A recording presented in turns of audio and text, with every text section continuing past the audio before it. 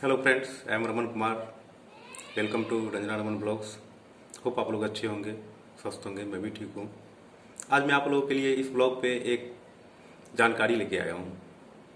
मैं आपको ऐसी बातें बताना चाहता हूँ कि मुझे लगता है कि शायद ही आप लोगों में से किसी ने ये बातें कभी सुने होंगे या कभी सोचे भी होंगे। बात यह है कि हनुमान जी को केवल संजीवनी बूटी लाने के लिए कहा गया था, लेकिन हनुमान जी सारा पर्वत उठा के लेके आ गए थे। इसके पीछे क्या कारण है? शायद आप लोग यही सोच रहे होंगे कि हनुमान जी संजीवनी बूटी पहचान नहीं पाए थे, लेकिन ये बातें गलत है। आइए मैं आप लोगों को बताता हूँ कि क्या कारण है कि हनुमान जी पूरा द्रोणगिरी पर्वत जिससे संजीवनी बूटी पाया जाता था वो उठा के लेके आ गए थे।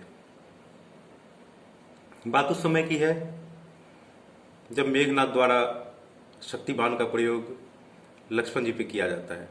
तब मेघनाथ को यही लगता है कि शायद इस बाण से लक्ष्मण जी की मृत्यु निश्चित है, अब लक्ष्मण जी को कोई नहीं बचा सकता है। इधर भगवान श्री रामचंद्र जी और उनके सारे योद्धा सब परेशान कि अब लक्ष्मण जी को कैसे बचाया जाए। फिर विभीषण जी एक बात बताते हैं। विभीषण जी बोलते हैं कि हो सकता है इनका इलाज लंका में रहने वाला जो सुसेन वैद्य है वो कर दे। अब लंका से सुसेन वैद्य को लाया कैसे जाए? हनुमान जी सुनते हैं, तैयार हो जाते हैं। हनुमान जी बोलते हैं मैं लेके आऊंगा सुसेन वैद्य को। हनुमान जी लंका जाते हैं और सुसेन वैद्य को लेके आ जाते हैं। अब सुसेन वैद्य को उपचार करने के लिए कहा जाता है, तो सुसेन वैद्य पहले तो मना कर देता है। पहले तो बोलता है कि मैं किसी शत्रु पक्ष के व्यक्ति का उपचार नहीं कर सकता हूं और मुझे अपना राजधर्म निभाना है, सो मैं लक्ष्मण जी का उपचार नहीं कर सकता। फिर हनुमान जी, श्री रामचंद्र जी, विभीषण जी सब उन्हें वैद्य धर्म की शिक्षा देते हैं और वैद्य धर्म के बारे में बताते हैं। बोलते हैं आप वैद्य धर्म का पालन कीजिए। अब सुसेन वैद्य दुविधा में, एक तो श्री रामचंद्र जी, हनुमान जी सब उनके शत्रु पक्ष के ही थे, वो दुविधा में कि अब क्या करे, करे तो क्या करे। यदि लक्ष्मण जी को कुछ हो भी जाता तो हो सकता कि उन्हें मृत्यु दंड मिल जाए या फिर कोई श्राप ही दे दे, ये भी हो सकता था। फिर सुसेन वैद्य ने कहा ठीक है, मैं लक्ष्मण जी का उपचार करता हूँ, लेकिन मुझ पे आप लोग यकीन नहीं करें क्योंकि मैं आप लोग के शत्रु पक्ष का हूँ। ये बात श्री रामचंद्र जी सुनते हैं। वो बोलते हैं कि मैं लक्ष्मण जी को आपको सुपुर्द करता हूँ, या आप पे निर्भर है कि या तो आप लक्ष्मण जी के प्राण बचा लीजिए या फिर इन्हें मृत्यु को प्राप्त होने दीजिए। फिर सुसेन वैद्य लक्ष्मण जी के पास आते हैं, उन्हें देखते हैं, फिर बोलते हैं इनका इलाज तो मेरे पास है ही नहीं, मेरे पास ऐसी कोई भी औषधि नहीं है कि मैं लक्ष्मण जी का इलाज कर सकूं, उपचार कर सकूं। फिर सब परेशान, श्री रामचंद्र जी परेशान, हनुमान जी परेशान, सब परेशान। बोलते हैं कुछ तो उपाय होगा, कुछ तो उपाय आप बताएं। तो सुसेन वैद्य उपाय बताते हैं, लेकिन काफी कठिन उपाय बताते हैं। बोलते हैं यहां से हिमालय पर्वत पे एक कैलाश पर्वत और ऋषभ पर्वत के बीच द्रोणगिरी पर्वत है जिसपे संजीवनी बूटी पाया जाता है। यदि वो लाया जाए, वो भी सूर्योदय से पहले, तो हो सकता है लक्ष्मण जी के प्राण बच जाए। यह कार्य असंभव है, मुझे नहीं लगता है कि कोई ला सकता है। तो यह बात हनुमान जी सुने। हनुमान जी भी वहीं पे थे। वो बोले मैं लेके आऊंगा संजीवनी बूटी। आप मुझे बताइए कि हिमालय पहाड़ से लाना है सूर्योदय से पहले, मेरे लिए कोई कार्य असंभव नहीं है, मैं जाके लेके आता हूँ। सुसेन वैद्य तो बोलते हैं, उनको मना करते हैं काफी असंभव है, लेकिन हनुमान जी बोलते हैं मेरे लिए कोई काम असंभव नहीं है, मैं लेके आ ही जाऊंगा। फिर हनुमान जी तैयार होते हैं जाने के लिए। जाने से पहले हनुमान जी सुसेन वैद्य से पूछते हैं कि वैद्यराज जी, आपने तो एक बात बताई नहीं कि संजीवनी बूटी की पहचान कैसे की जाए। अब सुसेन वैद्य संजीवनी बूटी की पहचान भी बता देते हैं हनुमान जी को। बस हनुमान जी ये सोच के जय श्री राम बोल के वहां से निकल जाते हैं हिमालय पहाड़ की ओर। हिमालय पर्वत पे पहुंचते हैं, द्रोणागिरी पर्वत पे।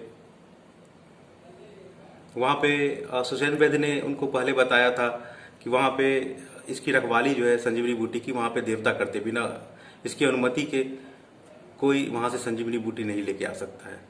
हनुमान जी वहाँ पहुँचते जहाँ संजीवनी बूटी पाया जाता था, वहाँ पहुँचते हैं, देखते हैं संजीवनी बूटी, फिर वो देवता प्रकट होते हैं। देवता प्रकट भी बोलते हैं, देवता भी बोलते हैं कि आप कौन है, क्यों आए यहाँ पे। हनुमान जी सारी बातें बता देते हैं। फिर देवता बोलते हैं आप यहाँ से संजीवनी बूटी ले जा सकते हैं। अब मेरी बात आप लोग गौर से सुने। यह बात जब देवता उनको बोलते हैं तो हनुमान जी संजीवनी बूटी की पहचान कर लेते हैं। एक तो सुसैन वैद्य ने उनको बता दिया था कि संजीवनी बूटी कैसा है, वो पहचान बता दी थी। दूसरा, यदि मान लीजिए आप लोगों के अनुसार जो लिखे हैं ये कहानी को नहीं पहचान पाए संजीवनी बूटी को, यदि वो नहीं पहचानते तो वो देव से भी पूछ सकते थे कि देवता जी या भगवान जी, आपने तो अनुमति दे दी ले जाने की, लेकिन आप मुझे बता दीजिए कि कौन सा संजीवनी बूटी मैं पहचान नहीं पाया। लेकिन हनुमान जी संजीवनी बूटी पहचान गए थे, इसलिए वो पहाड़ उठा के वहां से चल दिए। अब क्या कारण था कि हनुमान जी पहाड़ उठा के चल दिए, और कैसे साबित करूं कि हनुमान जी संजीवनी बूटी पहचान गए थे। हनुमान जी ने सारी जानकारी सुसैन वैद्य से ले ली। सुसैन वैद्य ने तो ये बता दिया कि क्या चीज़ लाना है, कहाँ से लाना है, कब तक लाना है, लेकिन एक चीज़ ने नहीं बताई थी उसने कि कितना लाना है, क्या लाना है। संजीवनी बूटी लाना है, कहाँ से लाना है, हिमालय पहाड़ से लाना है, कब तक लाना है, सूर्योदय से पहले लाना है, लेकिन कितना लाना है। यहाँ पे प्रश्न था कि कितना लाना है। हनुमान जी सारी बातें पूछ लिए उनसे, फिर वो पूरा पहाड़ ही उठा के लेके आ गए। इसलिए लेके आए कि ताकि वो दुश्मन पक्ष का, शत्रु पक्ष का था वैद्य, वो बोला था मुझ पर यकीन न करें, मेरे पास ऐसी कोई भी औषधि नहीं है, मैं राजधर्म निभाऊंगा,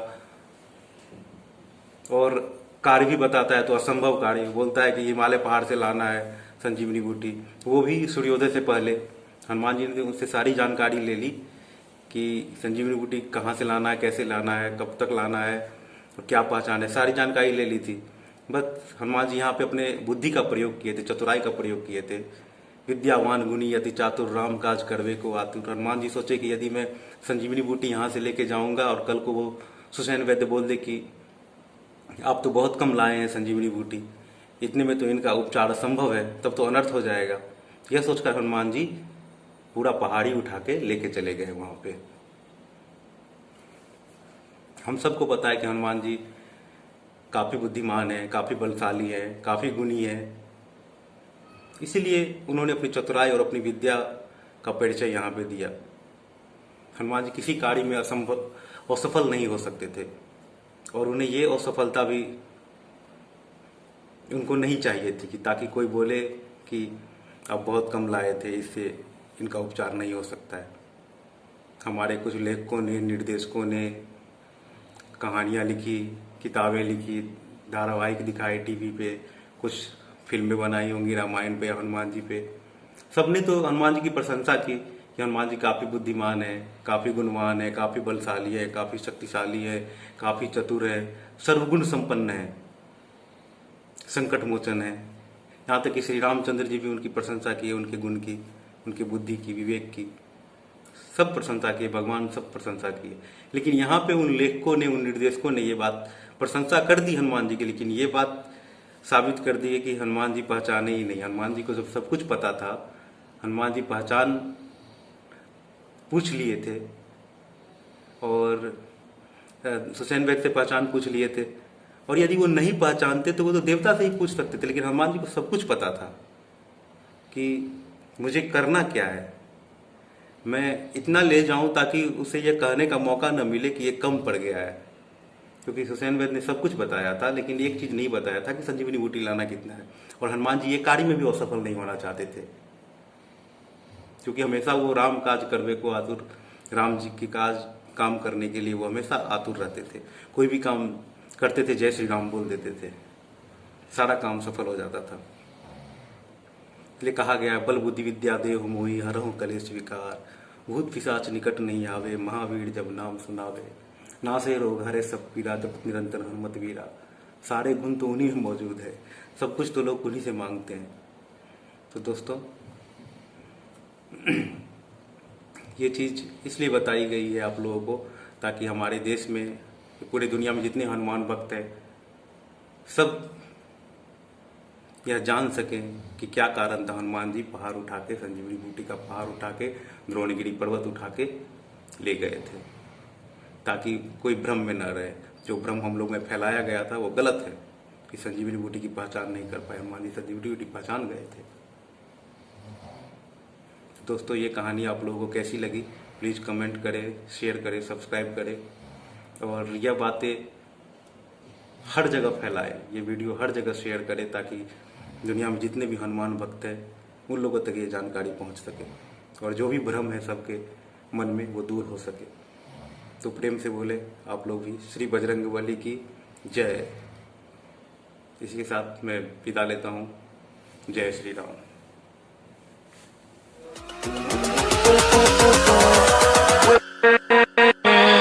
with